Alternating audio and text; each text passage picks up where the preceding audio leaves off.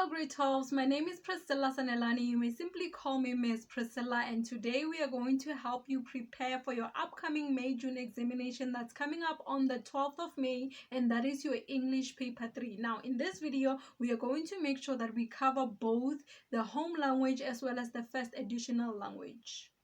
Now this is an all-in-one examination preparation video, meaning that we are going to make sure that we cover everything that you absolutely need to know before your test on Monday. So first we are going to make sure that we go through the scope for Monday. So I'm going to give you a detailed scope of what you can expect for your examination on Monday for both home language as well as first additional language. Then we are also going to look at some question papers to see what you can expect the structuring and your questioning to look like in terms of structure. And so I'm going to give you the suggestions of how you can start your essays in terms of introductions, because I know that things like your introductions, your planning and so forth are the things that become a bit of a challenge when it comes to your English paper 3 examination.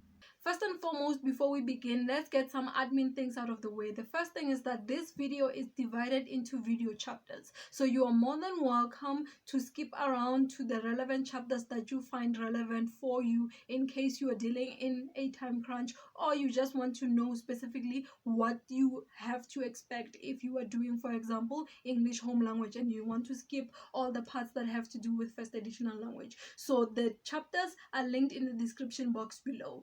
Number 2, if you have any questions, any comments, any suggestions, anything that you need help with at all, make sure that you leave it in the comment section below. This video that you're looking at comes from people asking me from the comment sections to make an English video, because on this channel we don't really cover English, but because some of you have asked, that's why you have this video today. So if you have any requests that you have that are specific to you, you are more than welcome to leave them in the comment section below and I will get right back to you.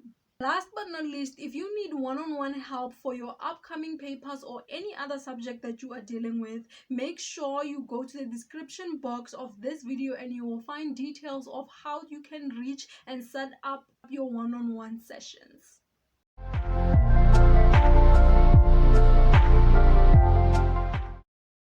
As you already expect, your question 1 is going to be an essay question out of 50 marks. This is your section A. If you are writing a home language paper, you need to make sure that your answer is going to be 3 pages long if we are including the mind map. So the essay itself is going to be 2.5 pages, and when you include the mind map in there, your full answer should at least end up to 3 pages long. If you run out of things to say, make sure that it is at least 2.5 pages at the very bare minimum. And for first additional language, your answer should be 2 pages long if we are including on that same pages the mind map. So when you count with the mind map, counting from the mind map, it has to give you a full 2 pages. So the essay itself will be somewhere from 1.5 to 1 3/4 in terms of length. And when we are talking about the mind map, please make sure that you learn how to make a proper mind map. A mind map should not have paragraphs on it.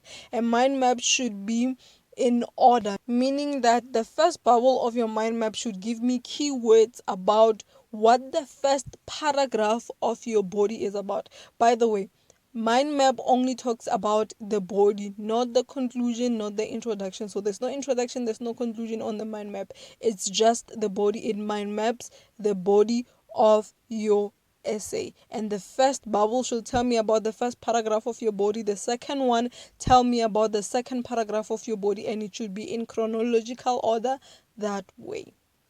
Then when it comes to your essay, there are 5 types of essay that you are expected to answer. Your essay should at least have a theme of these types of essays for us to say that it is a good essay. So there are 5 different kinds. The first one is a descriptive essay. So when you read that topic, you can write about it a descriptive essay. In a descriptive essay, you are simply just painting a picture. So for example, if we talk about a silly topic that is very common, the day I will never forget.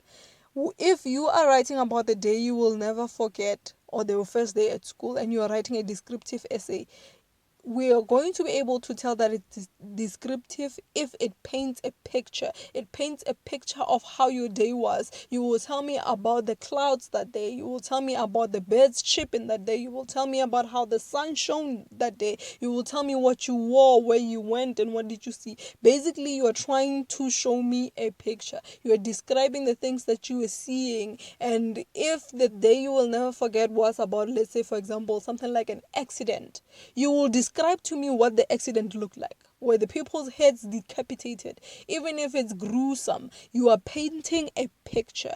If it's a narrative essay, you're not so much painting a picture as you are telling a story. So it's a story time. A story time has an introduction, it has an arc, it has a conclusion. So there needs to be, you're telling a story. If you've ever watched story time videos, that's basically what you will be doing if you're writing a narrative essay. If you choose to write a reflective essay, this is when you will be expressing your feelings. I need to feel what you were feeling that day. So if it's a day you will never forget because there was an accident, talk about the feelings that you felt. Was it traumatizing? Was it scary? Was it disgusting? Did it make you want to puke? All of those things. Those are the feelings that you were feeling. Did it give you anxiety? Were you scared? I want to see, it has to be heavy on feelings because you are reflecting on how you felt, how the day you will never forget made you feel. And the discursive essay, with a discursive essay, is one of those essays that are relevant if you have a general topic where you are discussing different points of view. So, for example, do you agree that there should be, if the topic, for example, was about the 13th grade, so you should show both perspective of why the 13th grade will be good and why it would be bad. Whereas when you're doing an argumentative essay, you're basically choosing one side. Either you choose that it is good and you write about it being good, or you choose that it is bad and you write about it being bad.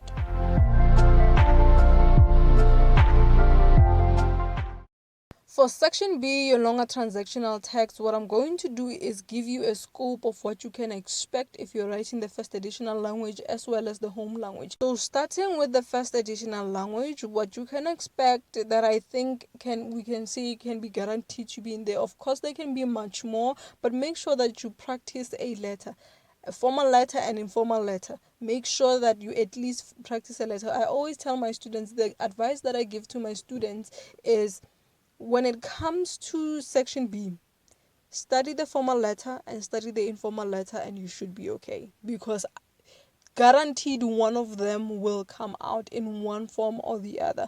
The question paper that they were writing last year in DBE, it didn't say formal letter, but it said letter to the press. Obviously, if you're writing a letter to the press, that letter is going to be a formal letter. So in a way, even in that question paper, they had a formal letter. So you will have one form of a letter and that is guaranteed. And if you're only answering one question, you can see how that will make you safe.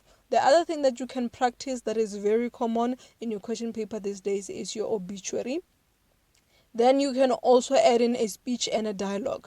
I think out of those three, the one that I would recommend that you focus most of your attention on is the obituary as well as the dialogue. What I need you to go do after this video is go and look for the aspects of each of those things. Go look at, what does a formal letter have? The 2 days, the salutation, all of those things are the things that they actually do mark. It's not necessarily about the storyline or what you are actually writing the letter on or the obituary on. It's about the aspects of the obituary. So if it's an obituary, do we see the name of the deceased? Do we get to see who they're leaving behind? Do we get to see their legacy? Do we get to see their accolades?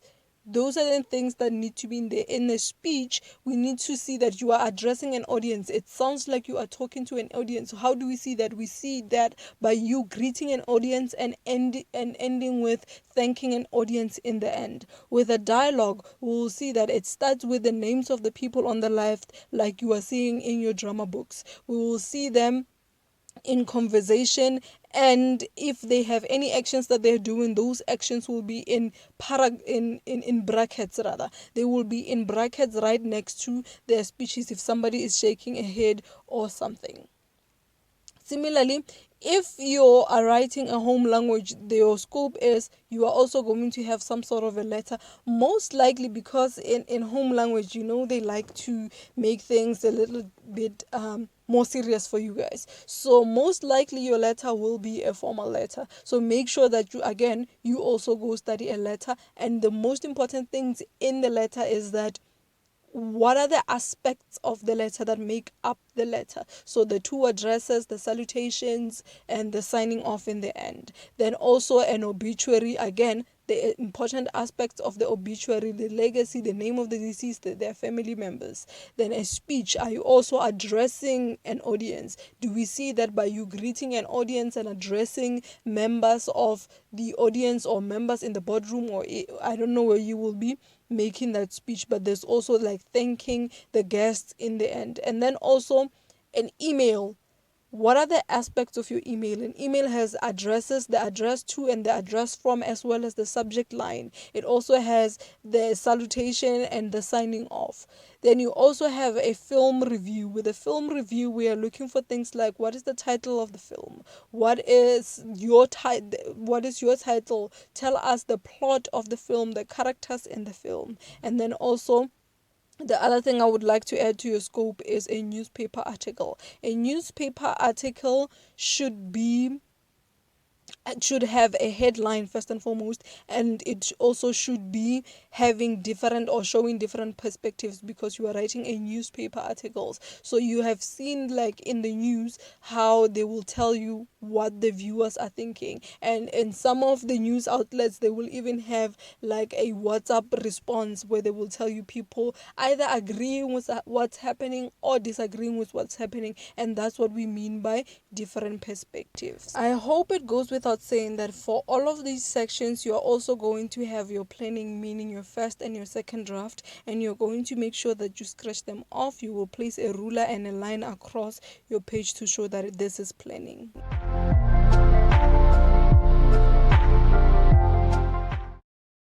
Home language, you do not have shorter transactions, so your scope basically ended with a question 2, meaning that your only focuses are section A and section B. So make sure that you go look at the aspects of the things that are in the scope of your section B. What are the most important things that you need to include in there? When it comes to first additional language, you also have shorter transactional texts, and the shorter transactional texts may include, or I think you should prepare for these 3 things first and foremost. You can add more if you have time, or if you like a particular short transaction and you're very confident with, because you wrote it in March, for example. But make sure that in all of your studying, in all of your preparing for Monday, you at least have an invitation, you at least have a diary, as well as instructions. So those are the 3 that I think you should prioritize. If you haven't started at all, which I hope you have started because you are writing on Monday, but these are the ones that you should focus your attention on. When it comes to shorter transactions, or for example an invitation, things like your illustrations are not so important. Yes, you can include them in there. You will not be penalized for like drawing flowers in your invitation, but just know that there is no marks for doing so. What's most important with all of these 3 transactional texts is similarly to what we were dealing with in section B. You need to know the important aspects. So for example, in an invitation, do we see the names of the invitee? Do we see the person who's invited? Do we see the date, the dress code? Do we see what the function is about? It doesn't have to be full sentences, but we need to have the full picture of what's going to be happening there. What the occasion is, who is the invitee? That is the person we are inviting to the occasion. What is the dress code? And also, what's most important with an invitation, it's not an invitation if it doesn't have a date and a time. There needs to be a date and a time, and most possibly a location. We also need a location, and you can also add in there a section for RSVP. But those are the important aspects. Those are the things that they actually do mark. With a diary, your aspect number 1 is the date and the time. It should also be one entry that is very reflective, meaning that it shows your feelings or expresses your feelings over whatever was happening, whatever the topic is, and it should be informal, meaning that you are writing to yourself, so it's a personal thing, so it can be very informal. With instructions, the instructions need to be in chronological order, meaning they need to be able to follow each other, they need to be precise, they need to be straightforward. Now, if you need one-on-one help with anything that we have covered in this video or this subject in general, we have a visual program that can help you with just that. From anywhere in the country, all you need is an email and a WhatsApp, and we are able to give you personalized help for a monthly fee. This will cover full lesson recordings as well as notes and study materials for any of your subjects that you need personal help with. This will include some of the subjects that are not even covered on this channel. For example, subjects like history. You will soon see our full subject list. We will also cover scopes for those specific subjects as well as attempt past papers together. But what's most important about these virtual sessions is that you get full-time communication, meaning from the hours of 8 o'clock to 4 p.m. you are able to send in your questions. Even if you send them at late, between the hours of 8 and 4 you will get replies to your questions. You will get to go back and forth and get full-time attention on any question that you do have. Even if we have to repeat something over and over again, you get to have that personalized help that is helpful to you. As you can see with some of the examples there, we get to exchange scripts, we get to exchange question papers, and you get to show me what it is that you wrote, and you even get markings for your questions to see how you actually do perform when it comes to a specific question or a specific subject. Grade 10 to grade 12, as well as those who are upgrading and rewriting, those are the full list of subjects that we do offer. If you are interested in any of this, for you to be able to get your price quotation, it is very simple. All you have to do is email me on that email address that you see there. When you do email, make sure that in the subject line you write your name and surname, and then in the body of your email, that's where you will tell me your grade and the subjects that you need help with. It can be one subject or it can be a mixture of subject. Hence, we are saying that you need to email for you to be able to get your price quotation. Now, because this is one-on-one, it means that it puts a limit on the number of people I can take per month. So I'm going to be limiting it to 10 students per month. So make sure that you email to secure your spot. Have YouTube recommend you more of my videos, be sure to click the like button and subscribe to the channel. And if you have any questions, leave them in the comment section below.